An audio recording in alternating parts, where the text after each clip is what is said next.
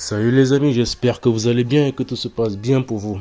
On va revenir un peu à froid sur le match qui s'est joué entre le Real Madrid et l'Atlético de Madrid, El Derby, qui s'est passé justement hier au Santiago Bernabéu. Et comme vous pouvez le constater, score final, un but partout. Grâce justement à Brahim Diaz du côté du Real Madrid, je pense Hermoso, bien non, c'est Llorente justement à la toute fin du match, à la 93e minute du côté de l'Atlético de Madrid.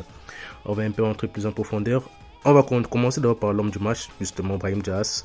Justement, il a joué 71 minutes parce qu'il a été remplacé. Hein. Il a marqué un but, 86 justement des passes réussites, 3 occasions créées, 59 touches de balle, 7 duels justement au sol gagnés, 4 dribbles complétés et 2 récupérations et 2 on va dire placards ou bien grands duels gagnés. Donc justement stratosphérique pour ce joueur qui était de base remplaçant. Il a été élu homme du match. De base, comme je l'ai dit, il était remplaçant. Mais on peut constater qu'il a une petite, on va dire, affirmation qu'il a eu à faire après le match. Il dit, je cite, ce résultat est injuste. Nous avons eu plusieurs occasions de tuer le match, de tuer le jeu.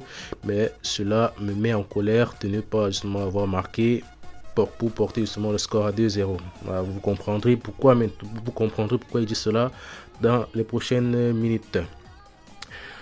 Et voilà pourquoi il dit ça, comme vous pouvez constater là, ça c'était la balle vraiment de 2-0, c'était justement Brahim Diaz qui avait justement cette occasion, là, pour voir là, il est contre Hermoso, il va mettre un bon petit pont bien sucré, comme vous pouvez constater, là, il est passé là, hop là, il est passé, grand petit pont, il est passé, là c'est Witsel qui va maintenant se présenter à lui, petite feinte, justement comme vous pouvez constater, petite feinte, il a laissé Witsel, et là, vous voyez, il a un grand plan, il pouvait faire un très bel enroulé pour le mettre au deuxième poteau, malheureusement, la balle est passée très largement à côté du poteau.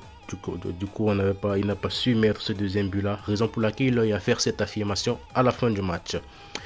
On continue avec Vinicius justement qui devait être titulaire lors de ce match, mais pendant les échauffements justement d'avant-match, il a senti une gêne, on va dire ça comme ça. Mais justement, comme vous pouvez le constater, sa blessure n'est pas grave et il sera prêt pour le match contre Girona.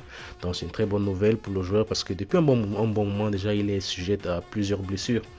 Donc espérons que vraiment cette blessure n'est pas grave et qu'il pourra revenir très très vite.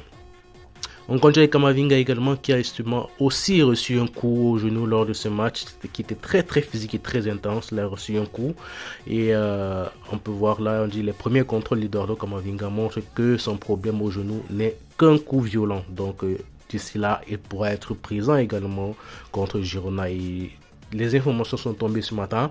Il est aux entraînements, donc tout se passe bien pour lui. Donc on lui souhaite bonne chance pour la suite.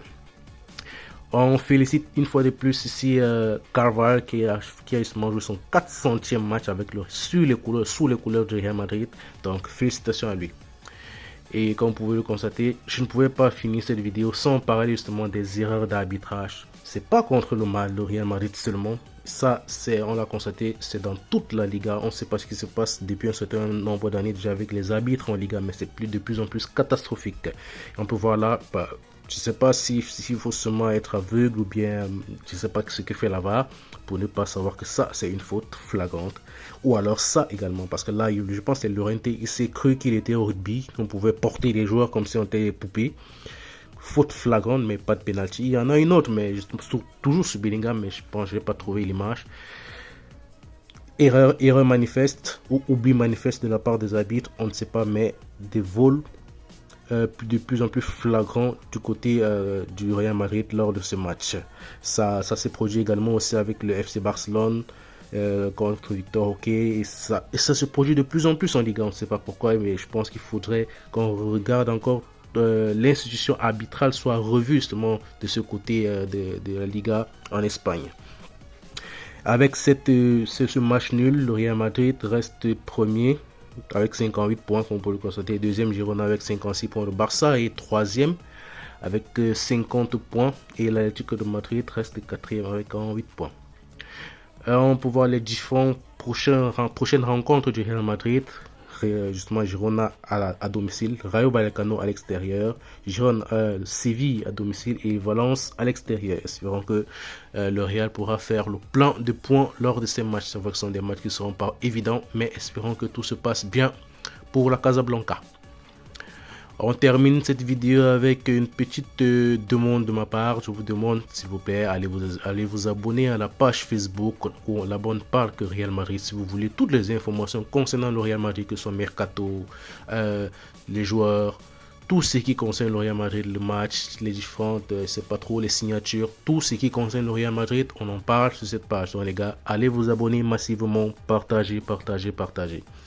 Ciao, ciao, nous voici au terme de cette vidéo. J'espère qu'elle vous a plu. N'hésitez pas à vous abonner également ici sur ce compte. Ciao, ciao, ciao. Prenez soin de vous.